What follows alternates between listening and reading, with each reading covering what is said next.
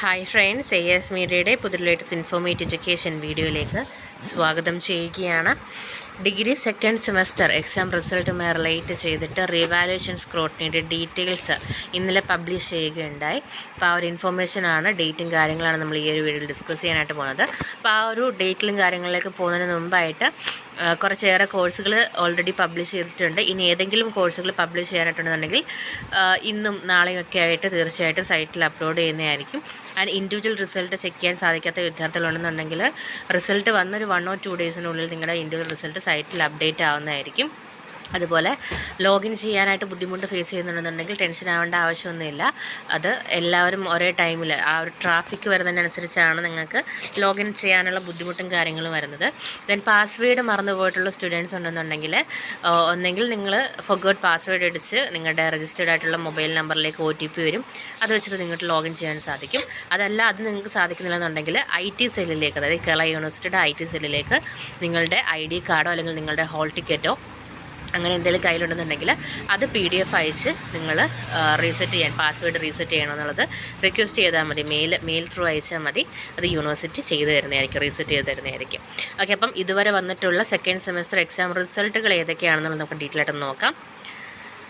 BSc BCom Commerce and Tourism and Travel Management, BVOS Food Processing and Management, BVOS Food Processing 359, BVOS Software Development, BVOS Tourism and Hospitality Management, BVOS Travel and Tourism, then BA CBCSS, BBA Logistics, അതുപോലെ തന്നെ BA Journalism and Mass Communication, BPA Music Veena, BPA Music Violin, BCom CBCSS, BCom Commerce and Hotel Management and Catering 339, BCom Commerce and Task Picture and Practice 337, BCom Commerce Computer Application 138 CR CBCSS, BSc Electronic, BSc Chemistry Industrial Chemistry, BSc Environmental Science and Environmental and Water Management, BSc Physics and Computer Application, BA English and Communicative English, Bachelor of Computer Application, BSW Bachelor of Social Work, BSc Hotel Management and Catering Science, BMS Hotel Management, BA Malayalam and Mass Communication, then BSc computer science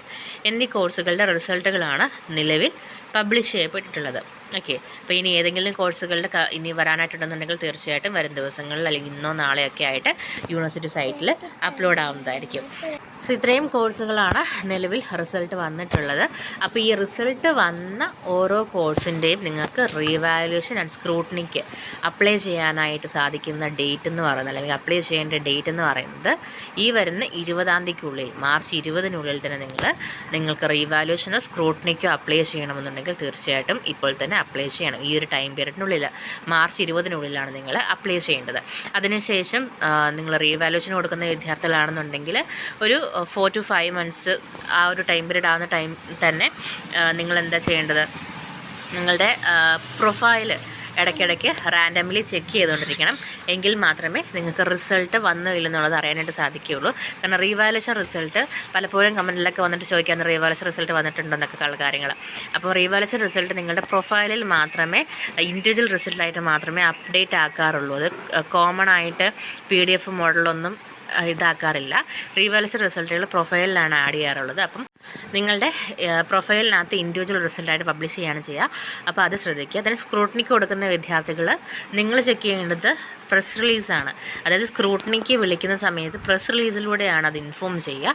അപ്പം റാൻഡമിലി നിങ്ങൾ എന്താണ്, press release കൃത്യമായിട്ട് നിങ്ങൾ follow ചെയ്യുക. Press റിലീസിനകത്തായിരിക്കും സ്ക്രൂട്ടിനിക്ക് വിളിക്കുക.